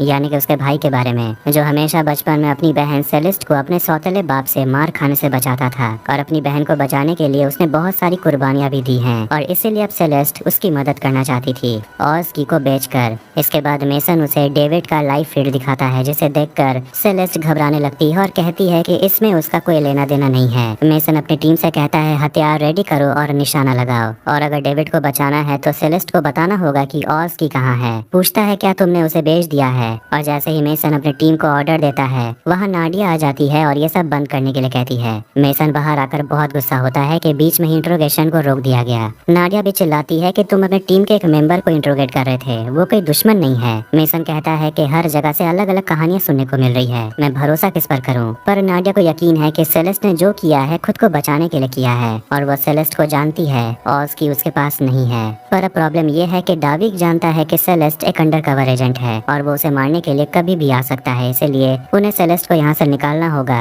इस पर कार्टर कहता है कि एक सेफ हाउस है जहाँ हम सेलेस्ट को भेज सकते हैं। फिर नाडिया चली जाती है एंडर्स को इंट्रोगेट करने के लिए। मेसन ग्रेस और कार्टर को बताता है कि सेलेस्ट हम सभी को बेवकूफ बनाने की कोशिश कर रही है, सिर्फ हमें ही नहीं मैंटिकोर को भी। वो इस सब में अपना फायदा देख रही है, वो अपने भाई की जान बचाना चाहती है। कार्टर पूछता है कि तो हमें करना क्या चाहिए, जिस पर मेसन कहता है कि हमें सेलेस्ट को बैकस्टॉप यानी कि उसकी याददाश्त मिटानी होगी। वो सिटाडेल के बारे में अब बहुत कुछ जानती है। ग्रेस उसे बताती है कि तुम्हें इसके लिए सजा भी मिल सकती है। मेसन उसे कहता है कि तुम चाहती हो कि तुम्हारे अंडर एक गद्दार सिटाडेल को ले डूबे। ग्रेस कहती है कि मैं तुम्हें परमिशन नहीं दे सकती, जिस पर मेसन कहता है कि हम इसे अनऑफिशियल तरीके से कर सकते हैं, किसी को पता नहीं चलेगा। इसके बाद कार्टर अंदर जाता है और सेलेस्ट को एक डिवाइस पहनाता है और मेसन आकर कहता है कि तुम्हें यहाँ से कहीं और शिफ्ट किया जा रहा है क्योंकि डाविक तुम्हारे पीछे आएगा। जिस पर सेलेस्ट कहती है कि तुम लोगों ने मेरे भाई को ढूंढ लिया, तो ऐसा भी तो हो सकता है कि सेलेस्ट मुझे ढूंढते हुए कहीं भी आ जाए। मेसन उसे बताता है कि एक और तरीका है, तुम्हें मेक्सिको के एक फैसिलिटी में ट्रांसफर किया जाएगा। वहाँ ऑपरेशन से तुम्हारे फिंगरप्रिंट्स और तुम्हारे आंख के कॉर्निया को चेंज कर दिया जाएगा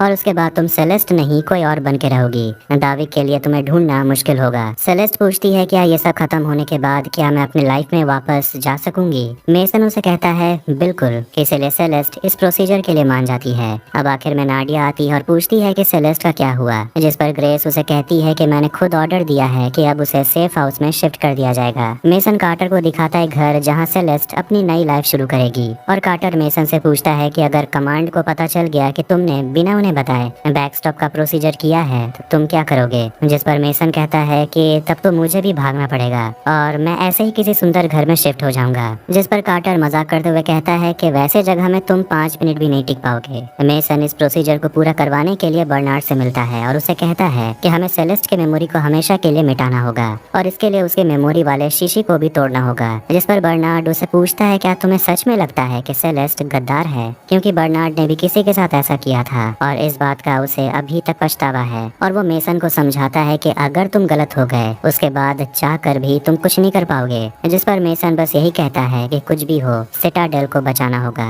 मेक्सिको सिटी के सिटाडेल बैकस्टॉप फैसिलिटी में सेलेस्ट को लाया जाता है और बैकस्टॉप प्रोसीजर शुरू होता है, पर ये नाडिया को नहीं पता था कि उसकी दोस्त के साथ ऐसा कुछ हो रहा है। उसे तो लगता है कि उसे सही सलामत एक घर में शिफ्ट कर दिया गया है, जिसके लिए वो मेसन को थैंक यू कहती है। कार्टर आकर मेसन को बताता है कि डावी के पास ऑस्की नहीं है और यहाँ खुलासा होता है कि कार्टर के पास सिटाडेल के कम्युनिकेशन का सारा एक्सेस है और वो बताता है कि सेलेस्ट को सच में नहीं पता कि ऑस्की कहाँ है और कोई तो था जिसने टीम के चीफ को कहा था ऑस्की लाने के लिए और वो जो भी था वो टियर 1 एजेंट था और उसने जो कुछ भी किया है वो नियम के खिलाफ है और जिसने ये किया है वो कोई और नहीं बल्कि नाडिया है और नाडिया ने ही टीम के चीफ को कहा था ऑस्की उसे चुपचाप दे देने के लिए। और कार्टर जानता है कि मेसन ये सब कुछ जानता है पहले से ही, लेकिन फिर भी उसने सेलेस्ट की यादों को मिटाना सही समझा और मेसन ने ऐसा इसलिए किया था कि किसी को भी नाडिया पर शक न हो, क्योंकि मेसन नाडिया से प्यार करता है। इसीलिए उसने सभी को गुमराह किया ये कहकर कि सेलेस्ट को पता है ऑस्की के बारे में, जबकि ये सब झूठ था।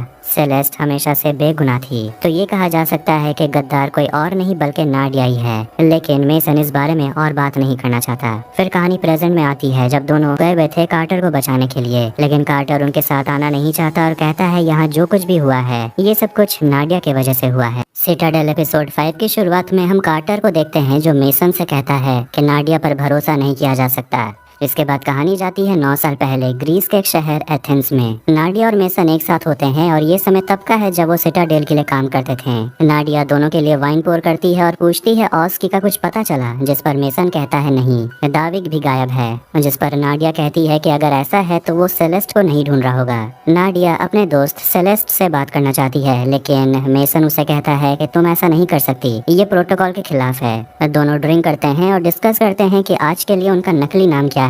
नाडिया है अलेक्जेंड्रा और मेसन है जोनाथन। उन्हें ऑर्डर मिला है तदाशी साको नाम के एक डॉन को पकड़ने के लिए। दोनों कपल बनकर जाने वाले हैं, इसीलिए मेसन नाडिया को एक बहुत ही सुंदर सा रिंग देता है पहनने के लिए ताकि सब कुछ असली लगे। जिस पर नाडिया कहती है कि लगता है बर्नार्ड ने कोई कसर नहीं छोड़ी है। मेसन कहता है कि अगर ये अंगूठी असली हुआ तो तुम क्या कहना चाहोगी, ये अगर मेरे तरफ से हुआ तो। नाडिया थोड़ी सुन्न पड़ जाती है और कहती है कि ये कोई मजाक तो नहीं। मेसन उसे कहता है कि ये सब कुछ रियल है और उसे पूछता है कि क्या तुम उसे शादी करना चाहती हो। फिर से कहानी आती है यूके के एम्बेसडर डालिया के घर पर जहां बर्नार्ड कैद है। बर्नार्ड एंडर्स को बताता है कि तुम्हारी गर्लफ्रेंड ब्रियल जिंदा है और मैं तुम्हें उससे मिला सकता हूं। एक बार तुम उसे खो चुके हो, क्या तुम उसे फिर से खोना चाहते हो। इस पर एंडर्स सोचता है और बर्नार्ड का हाथ खोलने के लिए मान जाता है उसे यहाँ से भगाने के लिए, लेकिन तभी वहाँ डालिया आती है और एंडर्स के सिर पर शूट कर देती है। वो सामने बढ़ता है और डालिया के सामने ही दम तोड़ देता है। वो बर्नार्ड से कहती है कि एक समय हुआ करता था जब मैं तुम्हारी बहुत इज्जत करती थी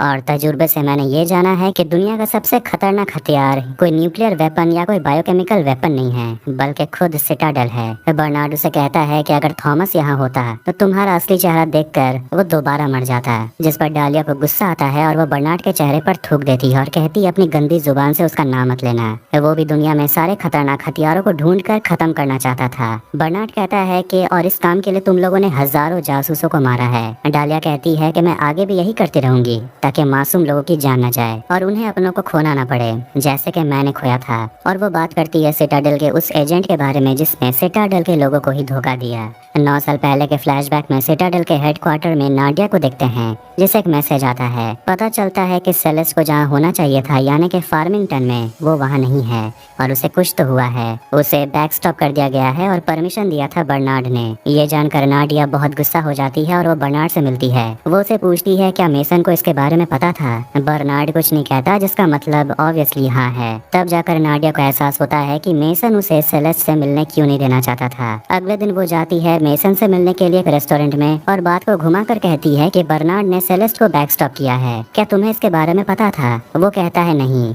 फिर नाडिया कहती है कि मुझे पता है तुमने ये किया है, लेकिन तुमने ऐसा क्यों किया। मेसन कहता है कि मैंने ये सब तुम्हें बचाने के लिए किया है, क्योंकि मुझे पता था तुम्हारे पास ऑस की है और मुझे नहीं जानना कि तुमने उस हथियार के साथ क्या किया है। नाडिया उसे कहती है कि तुम मुझसे एक बार पूछ भी सकते थे, मैं तुम्हें बता देती। मेसन कहता है कि अगर मैं जान जाता कि तुमने ऑस्की के साथ किया क्या है तो फर्ज निभाना मेरे लिए बहुत कठिन होता। मैंने अपनी जिंदगी में बहुत सारे लोगों को खोया है और अब मैं तुम्हें नहीं खोना चाहता। नाडिया उसे कहती है कि मैं तुम्हें सच बता देती अगर तुम मुझसे पूछे होते। मेसन उसे पूछता है क्या तुम ही हो वो गद्दार, अब तुम क्या करने वाली हो। जिस पर नाडिया हंसते हुए कहती है क्या तुम्हें ऐसा ही लगता है कि मैं गद्दार हूँ। मैंने ऑस्की को डिस्ट्रॉय कर दिया है। ऐसी खतरनाक टेक्नोलॉजी और वेपन किसी के पास नहीं होनी चाहिए, ना सिटाडेल के पास ना मैंटिकोर के पास। नाडिया मेसन से कहती है कि बर्नार्ड को कहो सेलेस्ट की मेमोरी को रिएक्टिवेट करने के लिए, लेकिन ये जानकर नाडिया को भी झटका लगता है कि मेसन ने सेलेस्ट की मेमोरी को सिस्टम से ही डिलीट कर दिया है। ऐसा मेसन ने इसलिए किया क्योंकि वो नाडिया से प्यार करता था, लेकिन वो इस पर गुस्सा हो जाती है और कहती है कि तुम मुझसे प्यार नहीं करते, तुम तो मुझे अच्छी तरह से जानते भी नहीं। मेसन उसे कहता है कि तुमने तो चांस ही नहीं दिया कि मैं तुम्हें अच्छे तरीके से जान सकूं। और वो समझ जाता है कि नाडिया यहाँ से भागना चाहती है सिटाडेल को और उसे छोड़कर। और वो ये भी समझ जाता है कि उन दोनों के बीच जो कुछ भी हुआ है उसका इल्जाम वो उसी पर थोप कर जाना चाहती है। पर नाडिया इन सब कारणों को बकवास मानती है और मेसन उसे आखिरकार बताता है कि उसने स्पाई बनना क्यों चुना। वो 5 साल का था जब उसके डैड मर गए और उसकी माँ उसे छोड़कर चली गई और सिटाडेल ने उसे एक पहचान दी। फिर उसकी जिंदगी में नाडिया आई, लेकिन नाडिया की कहानी पूरी तरह से अलग है। उसके साथ उसकी पूरी फैमिली है। वो सिटाडेल इसलिए आई ताकि वो छुप सके। नाडिया पूछती है कि तुम्हें ऐसा ही लगता है कि मैं किसी से छुप रही हूँ। मेसन कहता है तुम अपने आप से छुप रही हो, तुम किसी को दिखाना नहीं चाहती कि तुम असली में हो कौन। और वो उसे कहता है कि तुमने एक बार पूछा था कि क्या कोई जासूस सच में सच्चा प्यार कर सकता है, तो इसका जवाब है मैं कर सकता हूँ। पर क्या तुम कर सकती हो। नाडिया कहती है मैं भी प्यार कर सकती हूँ, लेकिन बस तुमसे नहीं कर सकती। वो उसे उसका रिंग दे देती है और उसे गुड बाय कहकर चली जाती है। अगले दिन नाडिया जाती है एक आदमी राही गंभीर से मिलने के लिए, और यही वो आदमी है जिससे नाडिया सीक्रेटली बात किया करती थी। राही नाडिया से कहता है कि अब तुम्हें वैलेंसिया जाना होगा और वो उसे पासपोर्ट और टिकट दे देता है। नाडिया भी उसे कुछ देती है और कहती है मेरा यहाँ कुछ काम बाकी रह गया है। राही उसे कहता है कि तुम्हें जो कुछ भी करना है जल्दी खत्म करो। नाडिया कहती है कि किसी को पता नहीं चलेगा और जब तक उन्हें पता चलेगा बहुत देर हो चुकी होगी। राही उसे पूछता है कि मेसन का क्या करना है, जिस पर नाडिया कहती है कि उसे कुछ भी पता नहीं चलना चाहिए। अब कहानी आती है प्रेजेंट में और हम कार्टर को देखते हैं जो कहता है नाडिया पर भरोसा नहीं किया जा सकता क्योंकि वो मॉन्टिकोर के साथ काम करती है और उसे कहता है कि तुम राही नाम के आतंकवादी के साथ मिली हुई हो और तुम मुझसे मिलने गई थी सिटाडेल के मिटने से कुछ दिन पहले। मेसन ये सब सुनकर थोड़ा शॉक में है और तभी वहाँ कुछ लोग आने लगते हैं और नाडिया उन्हें कहती है कि हमें यहाँ से निकलना होगा। डालिया बर्नार्ड से न्यूक्लियर वेपन के कोड्स मांगती है और उसे दिखाती है कि उसे बर्नार्ड और मेसन के परिवार का पता चल चुका है और वो उन पर कभी भी बम गिरा सकती है। बर्नार्ड उसे कहता है कि ऐसा मत करना और जैसे ही डालिया बम गिराने की परमिशन देती है तभी बर्नार्ड कहता है कि मैं सब कुछ बताने के लिए तैयार हूँ। डालिया इस पर कहती है देखो ये इतना भी टफ नहीं था। फिर बर्नार्ड कोड बता देता है और डालिया कहती है कि वो वेपन्स को कल लॉन्च करेगी। अब कोड्स जानने के बाद भी डालिया अपने आदमियों से कहती है कि बर्नार्ड और मेसन के परिवार को खत्म कर दो। बर्नार्ड मना करता है लेकिन डालिया कहती है कि आंख के बदले आंख, याद करो तुमने मेरे साथ क्या किया था, और वो वहाँ से चली जाती है। बर्नार्ड की बेटी वैलेरिया को पता चल जाता है कि उन पर हमला होने वाला है, इसीलिए वो सभी वहाँ से निकलने के लिए तैयार होते हैं। डालिया के घर पर एंडर्स के बॉडी को प्लास्टिक से रैप कर दिया जाता है और कुछ लोग उसके खून को साफ कर रहे होते हैं। तो वहीं डाविक डालिया को कॉल करता है और उसे बताता है कि उनके ब्लैक साइट में घुसकर नाडिया और मेसन कार्टर को ले गए हैं और अब वो देश छोड़कर निकलने वाले हैं। डालिया उसे कहती है कि यामाजाकी से बात करो, वो कैसाब्लैंका में है, चाहो तो कुछ भी हो, चाहे कुछ भी हो जाए उन्हें पकड़ो। और उसे ये भी इन्फॉर्म कर देती है कि हमारे पास न्यूक्लियर वेपन के कोड कोड हैं और हमें बस मेसन की जरूरत है। और उसे कहती है कि तुम्हें वेलेंसिया जाना होगा। हमें पता चला है कि नाडिया और राही बात कर रहे थे और लगता है राही के पास नाडिया का एक खास चीज है। उसे लेकर मुझे जल्दी फोन करो। और उसे झूठ कह देती है कि तुम्हारा भाई मर गया है और उसे बर्नार्ड ने मारा है और अपने भाई के लिए तुम्हें ये मिशन कंप्लीट करना ही होगा। डाविक डालिया की बात मान लेता है तो वहीं कार्टर और मेसन नाडिया से जवाब मांगते हैं कि आखिर वो है कौन। नाडिया कहती है कि मेरे वजह से ही तुम लोग जिंदा हो और वैसे भी हम में से कोई भी दूध का धुलावा नहीं है, ये तो तुम लोग भी जानते हो। नाडिया कार्टर को याद दिलाती है कि तुमने सेलेस्ट के साथ किया क्या है, उसके बाद भी तुम मुझ पर इल्जाम लगा रहे हो। कार्टर कहता है कि मुझे पता है मैंने जो किया वो गलत था, लेकिन मैं इस बात पर श्योर हूँ कि तुमने ही सिटाडेल को धोखा दिया है। वो बताता है कि सिटाडेल के खत्म होने के 1 साल पहले ही तुम गायब हो गई थी। पता चला कि तुम वेलेंसिया में छुप कर बैठी हुई थी राही के साथ, क्योंकि तुम दोनों मैंटिकोर के लिए काम करते हो। मेसन नाडिया से पूछता है आखिर वेलेंसिया में ऐसा है क्या, जिसमें नाडिया आखिरकार बता देती है कि वेलेंसिया में मेरी एक बेटी है और मैं गद्दार नहीं हूँ, मैं बस अपनी बेटी को बचा कर रखना चाहती थी। फिर कहानी फ्लैशबैक में जाती है जब नाडिया राही को कॉल करके बताती है कि वो प्रेग्नेंट हो गई है और अब उसे यहाँ से निकलना है। इस बारे में वो मेसन को कुछ नहीं बताना चाहती और शुरू से यही बात वो मेसन को नहीं बताना चाहती थी क्योंकि उसके लिए सेफ नहीं होगा। राही से पासपोर्ट और टिकट लेने के बाद वो वेलेंसिया चली जाती है और वहीं अपने बच्चे को जन्म देती है और बताती है कि अपनी बेटी को देखे हुए 8 साल हो गए हैं। वो अपनी बेटी को लास्ट तब देखी थी जब उसकी बेटी 6 महीने की थी। मेसन ये सब जानकर हैरान रह जाता है कि उसकी एक बेटी भी है, लेकिन नाडिया ने उसे ये सब कुछ नहीं बताया क्योंकि वो समझती थी कि मेसन ये जानना डिजर्व ही नहीं करता और उसे ये सब बताना नाडिया के लिए बहुत मुश्किल भी था। वाशिंगटन डीसी में डालिया एक औरत क्रिस्टोफ से मिलती है जो उन अमीर घरानों से ताल्लुक रखती है जो मैंटिकोर को कंट्रोल करते हैं और वो डालिया से कहती है कि तुम अच्छा काम कर रही हो, तुम्हारे वजह से सभी परिवार बहुत खुश हैं, उनकी नजर में तुम्हारी इज्जत बहुत बढ़ गई है। डालिया को उसका एजेंट बताता है कि उन्होंने रशिया को रोक लिया है ताकि वो न्यूक्लियर वेपन को ट्रैक न कर सकें, लेकिन प्रॉब्लम ये है कि मैंटिकोर भी उस न्यूक्लियर वेपन को एक्सेस नहीं कर सकते हैं। इस पर डालिया क्या बताती है कि उसे एक्सेस किया जा सकता है बायोमेट्रिक सिस्टम से और उसके लिए उन्हें मेसन की जरूरत होगी। तो वही मेसन नाडिया से पूछता है कि हमारी बेटी किसके पास है। कार्टर कहता है राही गंभीर के पास और वो एक टेररिस्ट है। इस पर नाडिया कहती है कि वो कोई टेररिस्ट नहीं, मेरे पिता हैं। फिर हम फ्लैशबैक में जाते हैं जब नाडिया अपनी बेटी के साथ होती है। तभी ग्रेस उसे कॉल करती है ये देखकर कि सिटाडेल उसे फिर से ढूंढ लेगी। नाडिया इटली जाने का सोचती है लेकिन राही मना करता है, लेकिन नाडिया मन बना चुकी है, वो इटली जा रही है और अब वो मेसन को अपनी बेटी के बारे में बता देगी क्योंकि उसे भी जानने का हक है। जाने से पहले वो राही से कहती है कि आप मेरी बेटी का ख्याल रखना, मैं 6 हफ्तों में लौट आऊंगी। वो अपनी बेटी को एक ब्रेसलेट पहनाती है और अपनी बेटी को आशा नाम देती है। तभी प्रेजेंट में उन तक मैंटिकोर के एजेंट्स पहुंच जाते हैं। यामाज़ाकी बाहर आता है और वो मेसन से कहता है कि कोई है जो तुमसे बात करना चाहता है और ये जानने के बाद कि यामाज़ाकी उन्हें नुकसान नहीं पहुंचाएगा, मेसन आगे बढ़ता है और वो डालिया से बात करता है जो उसे एक ऑफर देती है और बताती है कि पैसिफिक ओशन में एक पनडुब्बी है, उसमें कुछ ऐसा है जो डालिया को चाहिए, जिन्हें वो कल लॉन्च करने वाली है और इसके लिए डालिया को मेसन की जरूरत पड़ेगी, लेकिन मेसन ऐसा नहीं करना चाहता। यामाज़ाकी उसे उसकी बेटी आशा का ब्रेसलेट दिखाता है जिसे देखकर नाडिया डरने लगती है। डालिया उसे बताती है कि तुम्हें ये काम करना ही होगा क्योंकि तुम्हारी बेटी अब मेरे पास है। सिटाडेल एपिसोड 6 की शुरुआत में कहानी जाती है 30 साल पहले। सर्बिया के एक मेडिकल कैंप में हम छोटे मेसन को देखते हैं। उस समय मेसन ने अपने पिता को खो दिया। इसके बाद 6 महीने बाद का समय दिखाया जाता है ओरेगॉन में। मेसन अपनी दादी माँ के साथ रहता है। उसकी दादी माँ उसे कहती है कि अब उठ जाओ, दोपहर के 12 बज रहे हैं और वो कहने लगती है कि तुम्हारे पिता भी दोपहर के 2 बजे तक सोते रहते थे। मेसन कहता है कि मैं उन्हें बहुत मिस करता हूँ और मेरी माँ कब तक आएगी, जिस पर उसकी दादी कहती है कि वो किसी काम से बाहर गई है, वो जल्द ही आ जाएगी, लेकिन उसकी माँ उसे हमेशा के लिए छोड़ कर जा चुकी है। टीवी पर मेसन एक फिल्म देख रहा था। उस फिल्म का जो मेन कैरेक्टर था उसे डॉक्टर एक नई पहचान देते हैं ताकि वो अपनी लाइफ को दोबारा से शुरू कर पाए। फिर हमें दोबारा से बताया जाता है कि मेसन एक जासूस कैसे बना। जब वो 5 साल का था तो युद्ध में उसके पिता मारे गए और उसकी माँ उसे छोड़कर चली गई। आखिर में सिटाडेल ने उसे एक नई पहचान दी। अब कहानी आती है प्रेजेंट समय में मोरक्को में। नाडिया, मेसन और कार्टर को मैंटिकोर के लोग एक हैंगर की तरफ लेकर जा रहे होते हैं। डालिया उन्हें धमकी देती है कि अगर तुम लोगों ने थोड़ी सी भी चालाकी दिखाने की कोशिश की तुम्हारी बेटी मारी जाएगी। मेसन डालिया से कहता है कि अगर तुम चाहती हो कि हम तुम्हारा काम करें तो पहले मैं अपनी बेटी को देखना चाहता हूँ कि वो सेफ है कि नहीं। और एक एजेंट उसे दिखा देता है कि आशा सेफ है। तीनों हैंगर पहुंचते हैं और एक रूम में डालिया उन्हें बताती है कि 1 घंटे में एक जेट उन्हें पैसिफिक ओशन तक लेकर जाएगा और डार्विक उनके साथ ही रहेगा।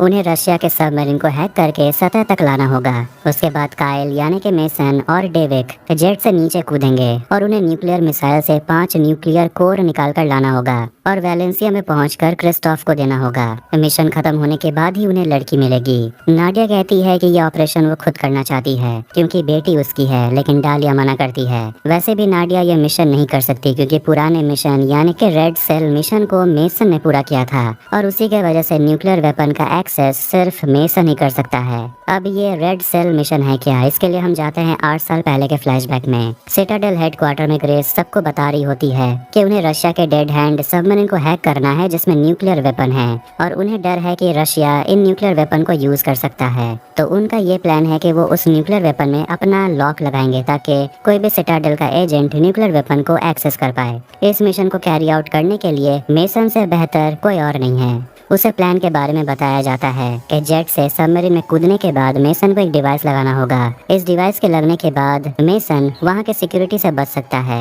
और ये मिशन करने के बदले में मेसन ये चाहता है कि ग्रेस उसे बताए कि नाडिया कहाँ है। प्रेजेंट में कार्टर मेसन को समझाता है कि उसे न्यूक्लियर वेपन को मैन्युअली डीएक्टिवेट करना होगा जो काफी खतरनाक होने वाला है और जिस कमरे में वो न्यूक्लियर मिसाइल्स रखे हुए हैं वहाँ का टेम्परेचर 106 फ़ारेनहाइट है।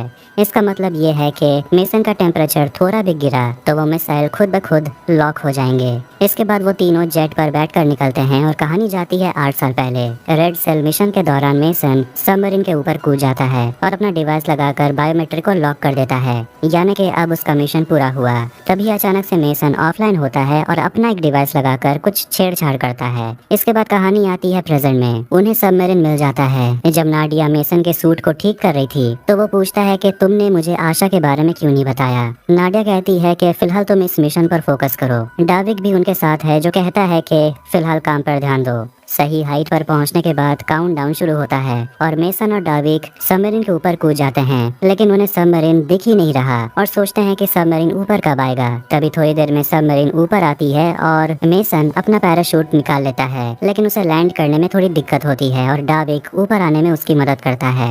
8 साल पहले बायोमेट्रिक सिस्टम में अपनी पहचान को सेट करने के बाद यहाँ उसका पहचान तुरंत कन्फर्म हो जाता है और सबमरीन के अंदर जाने का हैच खुल जाता है। ये देखकर डार्विक मेसन को कहता है कि अब मुझे तुम्हारी जरूरत नहीं है और वो उसका पैराशूट खोल देता है ताकि वो उड़कर ऊपर चल जाए। और ये देखकर कि नीचे कुछ गड़बड़ है, नाडिया नीचे जाने का सोचती है, लेकिन गार्ड्स नाडिया को रोकते हैं और नाडिया उन तीनों गार्ड्स को मार देती है। कार्टर कहता है कि उनमें से एक प्लेन का पायलट था। नाडिया कहती है कि प्लेन ऑटो पायलट में भी उड़ सकता है। डार्विक सबमरीन के अंदर जाता है और डालिया को कॉल करता है और उसे धमकी देता है कि तुम्हें क्या लगा था कि तुम मेरे भाई को मार दोगी, मैं समझ नहीं पाऊंगा, मैं कुछ कर नहीं पाऊंगा। और उसे बताता है कि मैंने 5 मिसाइल को मैंटिकोर के कंपाउंड की तरफ मैंने लॉक कर दिया है और वो चाहता है कि डालिया उसे मैंटिकोर का मेंबर बना ले, नहीं तो वो मैंटिकोर को तबाह कर देगा। मेसन जो बेहोश हो गया था उसे होश आता है और कार्टर उसे कहता है कि तुम्हें कोर को निकालना होगा।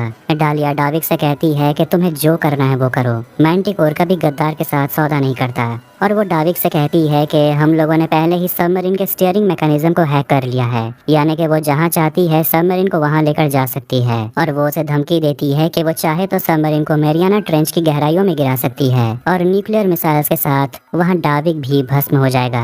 और वो फोन काट देती है। फिर मेसन वहाँ आता है और उसे समझ आ गया है कि डार्विक का प्लान भी चौपट हो गया। नाडिया वहाँ आकर डार्विक को मारकर बेहोश कर देती है और कार्टर की मदद से नाडिया न्यूक्लियर मिसाइल को कंट्रोल करना चाहती है, लेकिन कार्टर कहता है कि कंट्रोल डालिया के पास है, इसलिए तुम्हें न्यूक्लियर कोर निकालना होगा। मिसाइल्स को रोकने का यही एक तरीका है। फिर एक डिवाइस के मदद से नाडिया अपना टेम्परेचर 106 डिग्री फ़ारेनहाइट करती है ताकि वो रूम के टेम्परेचर को मैच करे। फिर वो मिसाइल वाले रूम में चली जाती है और कार्टर उसे सावधान कर देता है कि लॉन्च होने में सिर्फ 4 मिनट बचा हुआ है और वो सारे मिसाइल डीएक्टिवेट हो जाएंगे जैसे ही तुम उनके कोर को निकाल लेती हो। वो एक कोर को निकाल लेती है, तभी डार्विक को होश आ जाता है। वो मेसन से लड़ने लगता है। नाडिया का हार्ट रेट तेज हो रहा है और उसने 4 कोर निकाल लिए हैं। उसे स्पीड बढ़ाना होगा, नहीं तो वो बेहोश भी हो सकती है। रेड लाइट जलने लगते हैं और कार्टर उसे कहता है कि अब सिर्फ 20 सेकंड बचा है, तुम्हें जल्दी करना होगा। और कार्टर मेसन से कहता है कि डाविक से लड़ने के लिए भले ही तुम अभी काइल हो, लेकिन याद रखो तुम्हारे अंदर मेसन अभी भी है। 5 सेकंड बाकी होते हैं और नाडिया आखिरी कोर निकाल लेती है, उठकर डाविक से लड़ता है और उसे घायल कर देता है।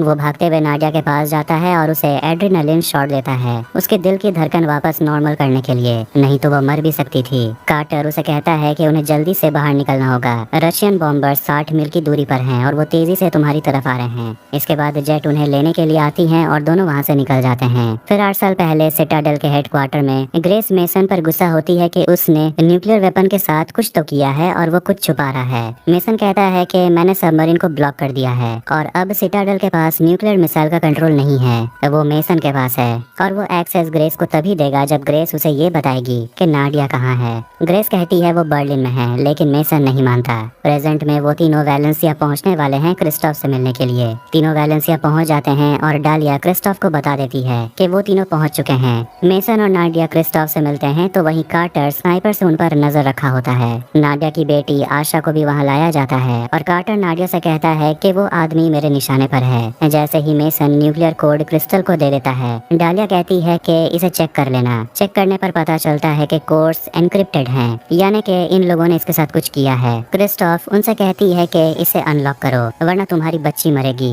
8 साल पुराना कोड मेसन को अभी याद नहीं है। नाडिया कार्टर से कहती है शूट कर दो और मेसन आशा को गिरने से बचा लेता है। क्रिस्टोफ न्यूक्लियर कोर को लेकर भाग जाती है और आखिरकार नाडिया अपनी बेटी से मिलती है और उसे गले लगा लेती है और नाडिया मेसन से थैंक यू कहती है। फिर कहानी जाती है 8 साल पहले। मेसन और बर्नार्ड एक साथ होते हैं और बर्नार्ड अपने फैमिली के बारे में बात करता है कि हम अपने फैमिली को लेकर कितने प्रोटेक्टिव होते हैं, उनके लिए हम अपनी जान भी दे सकते हैं। बर्नार्ड मेसन को कुछ तस्वीर देता है जिसमें नाडिया अपनी बेटी के साथ होती है। बर्नार्ड मेसन से कह देता है कि ये तुम्हारी बेटी है। तब उसे समझ आता है कि नाडिया इसीलिए उसे छोड़कर चली गई ताकि उसे पता ना चले इस बारे में और उनकी बेटी सेफ रहे। वैलेंसिया के लिए एक टिकट भी रेडी है, लेकिन मेसन कहता है कि अगर नाडिया ऐसा सोचती है कि मैं ये जानने के काबिल नहीं हूँ तो मैं नहीं जाऊंगा। लेकिन बर्नार्ड उसे कहता है कि तुम इस बच्ची के बाप हो, तुम्हारा पूरा हक है, जाकर उसे बात करो। प्रेजेंट में आशा अपने नानू को लेकर काफी चिंता करती है, यानी कि राही के बारे में, जिस पर नाडिया कहती है कि वो जहाँ भी हैं वो ठीक होंगे। डालिया इंतजार में बैठी होती है कि क्रिस्टोफ कॉल करेगी, लेकिन असिस्टेंट आकर बताती है कि क्रिस्टोफ फोन का जवाब नहीं दे रही। डालिया अपने प्लान में फेल हो गई। इससे पहले उसे मार दिया जाए वो अपने घर से निकल जाती है